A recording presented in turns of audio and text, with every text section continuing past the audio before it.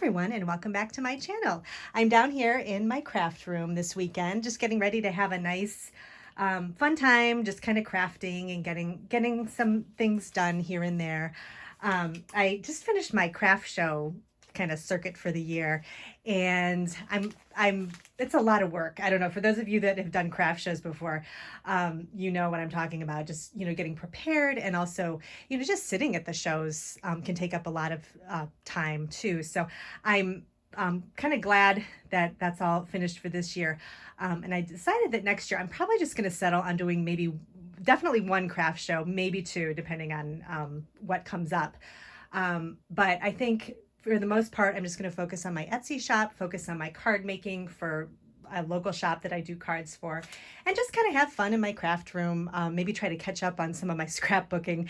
I don't even want to tell you how many years behind I am, but I need to get caught up with that. However, I do print out my photos on a regular basis, so I always have something prepared to make a scrapbook layout. So, and I actually have a video on that. I'll link below if you feel like you're not caught up in your scrapbooking and you need to find a way to kind of get yourself organized.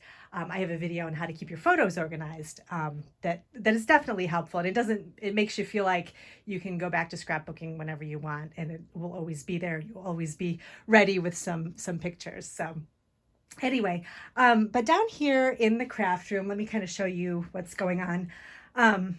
This is kind of not a big thing, but I do like this. I just, for the craft show I was just at, I used this container to have my junk journals in, and this worked out really well. This is something I got from Michael's a long time ago. They unfortunately don't have it anymore. It has actually little dividers in it here, and it was used, I think a lot of people used it for Project Life cards.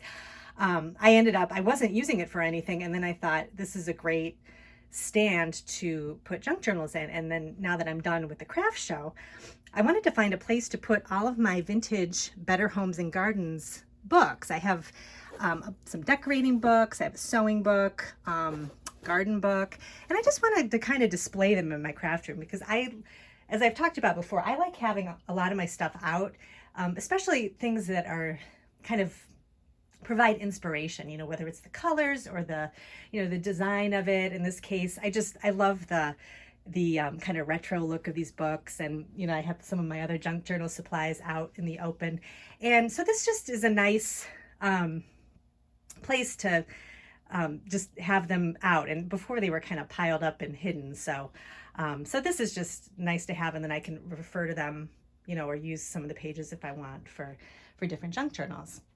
And then over here, I've been working on, I finally had a chance to work on some Christmas charms. I've been doing junk journals for Christmas, and one of my projects for the next month or so was to work on some charms. And I actually just put one up in my shop. It's this one here. I just got done taking a photo of it.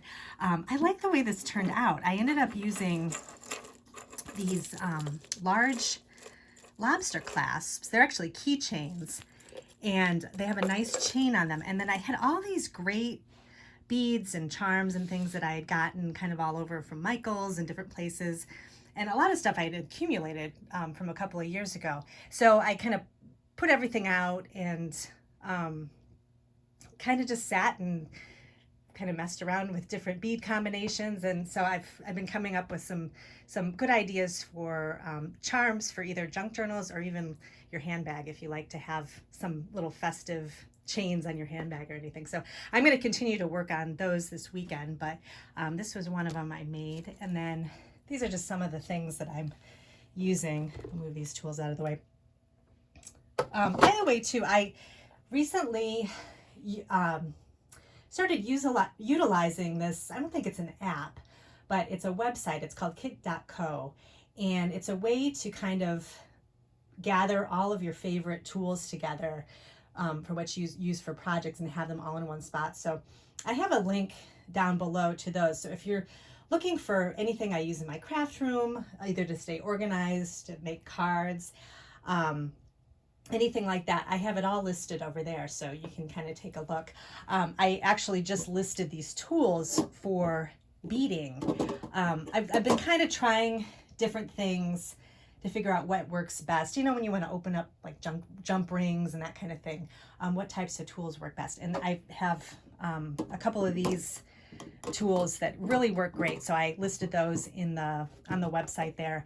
And then and this looper tool that I really like too. This makes the little loops that you use to kind of attach to beads. So I have those.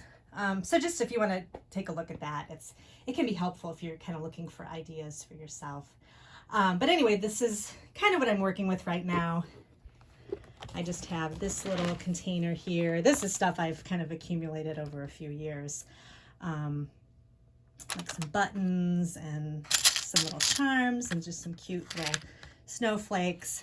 I love going to Michael's and Hobby Lobby. They always have the great little Christmas area where they have all the little ornaments and little kind of ephemera stuff that are great for making beaded charms. So I have those. I have this is my We Are Memory Keepers little blossom thing. I use this small one to keep all of my little findings in, so all the little jump rings and that kind of thing. So this is pretty messy. I've got this I'm just gonna leave this out.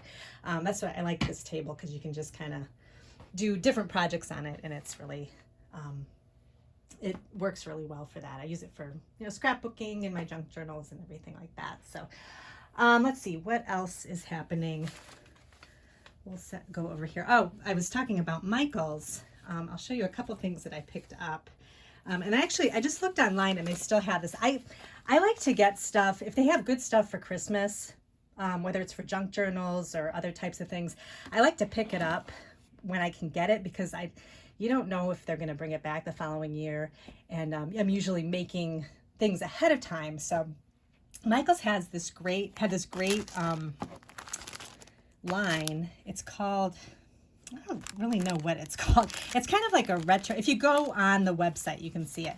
It's like a retro style Christmas collection. And there's stickers and little die cuts, washi tape. These are the die cuts here. Let me show you these real quick, and then I'll show you. I've got a lot going on today that I want to talk about. So let me show you these die cuts really quick. This is like total kind of October afternoon feel, Cartabella, that old retro Christmas. These are actually stickers. You can peel off the back, but you can also, I like to, you know, if you put a little magic powder bag on the back of a sticky sticker, you can get the stick off and then use it as a die cut. But I thought these were so cute. And then they have like the stickers with kind of the same, or the smaller stickers with the same theme. And yeah, so I just thought this would be nice to have. I may make one more journal this year. I can't decide.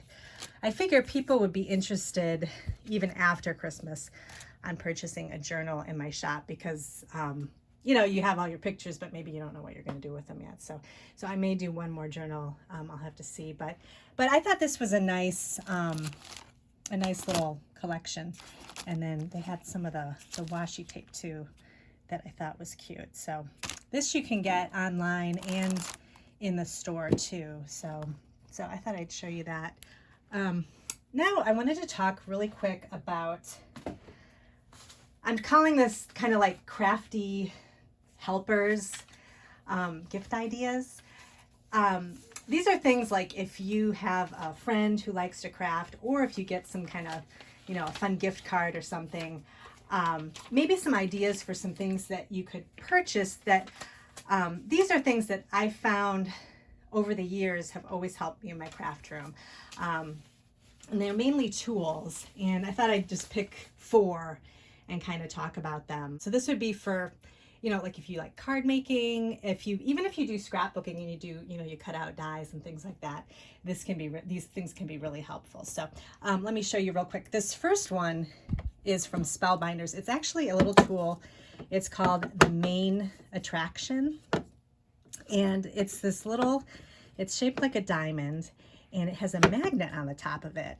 And I think on my Instagram, I don't know if I showed a picture of it or not, or no, it was in my newsletter. I showed a picture of, I had lost a star-shaped clear stamp. It was a real tiny stamp that I had been making some Christmas cards, and I lost it and I couldn't find it on my table. And I've always talked about have a cup on your table where you can put your clear stamps that you're using. After you get done using them, just put them in the cup and you can put them away later, but don't leave them on your desk. Well, I ended up losing this star and I looked everywhere for it. And finally I ended up finding it. Let me show you here. This is my little drawer that I keep my enamel dots in. I went to pull out this drawer and bring it over to my desk, and I found the stamp stuck to the back of the drawer. And I think what happened was I had taken this drawer out before when I was making the card, and I set it on my desk and the stamp stuck to it. And then when I put the drawer back, it was in the back of the drawer. I couldn't even believe I found it. But that's happened to me multiple times. I've had it stuck to my Misty, to my cutter, little like paper cutter. So I was looking everywhere for it. So it was kind of funny. But anyway, this kind of helps you along the lines with that. You want to leave a cup on your desk for the clear stamps, but then for your metal dies, you also don't want to leave them all over your desk because you'll end up losing them. That's what this thing is for. So let me show you how this works. I just have this little bag of Christmas dies that came. There's like a ton of them. I'll just pour these out. I'll show you real quick. You can kind of imagine how this works. But okay, so say you're doing your project and everything, and then you're in the middle of you're working on something else, but you might make another card using the same dies, but you don't want to put them away. All you do is just attach all these dies to your little magnet here, and then you can set it off to the side and they won't get lost. So this is a great tool. It's a great stocking stuffer too. And it's not expensive at all. And I use this all the time. So it's definitely something I would recommend either for you or for a friend that likes to craft. The second thing is this tool from Sizzix. And you may have seen this before. It's really simple. I mean, it's just a foam pad, and then it's a kind of a bristly brush. It almost feels like a bottle brush. And it's pretty small. And all you do is when you have like a die cut, like say a snowflake or something like that, that has a lot of little pieces in it, after you get done die cutting it, you put the cutout on here, and then you run the brush over the top of it, and it will get out all of those little die cut pieces, because otherwise you have to stand and try to pop them out, and it takes a long time. So this is a really quick way to do it. So this is another really helpful tool. Another thing that I really like this year is this marker bag. I found this on Amazon. It comes in a lot of different colors, but this is nice for anybody that might be an artist that uses markers, whether it's Copics or any other kind of marker. But this is a great travel bag for, if you go on vacation or something like that and you want to bring something to draw with. This bag comes in handy. So it's pretty big. And then the inside has this, it's Velcro. You put all your markers in it. There's plenty of room for like a ton of, Copics or whatever you like to use. And then you can keep it in the bag too, if you want, and kind of tip the bag and use it on your table or the picnic table or whatever. And you have all your markers handy. And there's a lot of little pockets too. There's a pocket in the inside, there's some on the side. There's a zipper pocket here for other things. So this is just a nice, and it's nice and sturdy too. So I bring this to craft shows. This is really nice too. If you want something to do, you want to sit and draw with your Copics, you can bring this bag with you. So that's another kind of fun gift. And that's one isn't that expensive either. And then the last thing I wanted to talk about was the Xyron Creative Station. This has been around forever. You've probably seen it in different sizes. I have the smaller size, but then I also have this large size that I've had this for many years.